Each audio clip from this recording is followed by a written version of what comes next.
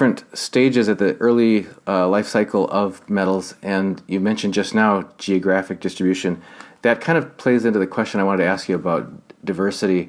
When people go to start to invest, and again, a lot of our viewers may be just tiptoeing into this idea of investing in mining, the mining industry in general, rather than just picking out one specific company, you're talking about the Discovery Group has within its umbrella a diversity of different life cycle stages and geographies represented. Can you talk to us about that diversification that's within your group?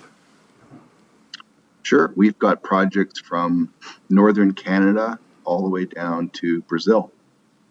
And then as far as elemental, there are projects in Australia and Africa and Latin America as well.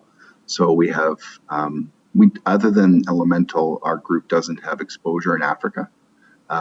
Now, Elemental's Brain Trust is in London, which in my belief, London has a greater affinity to this, sort of similar time zones.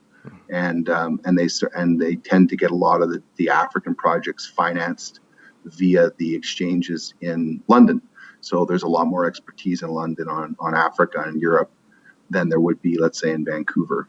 And in Vancouver and Toronto, we tend to focus sort of from northern Canada down to the tip of Argentina. Our group specifically has had a lot of experience in northern Canada.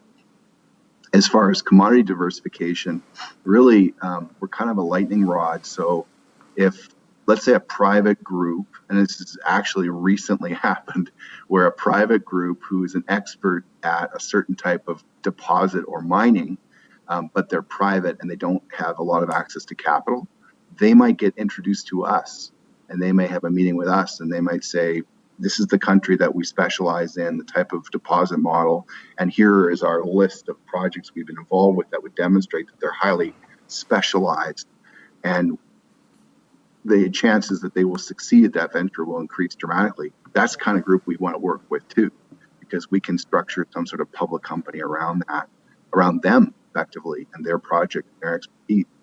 And that's happened several times, and you'll probably see that in the next year or so in Discovery Group, where I'm alluding to a secret project, but it'll come. And these things happen to us where just because of we're out there, we're marketing, we're going to meetings, we're talking to bankers.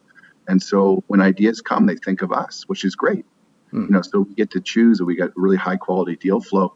The big thing is we just get really good people that are coming to work with us, and that always breeds more success.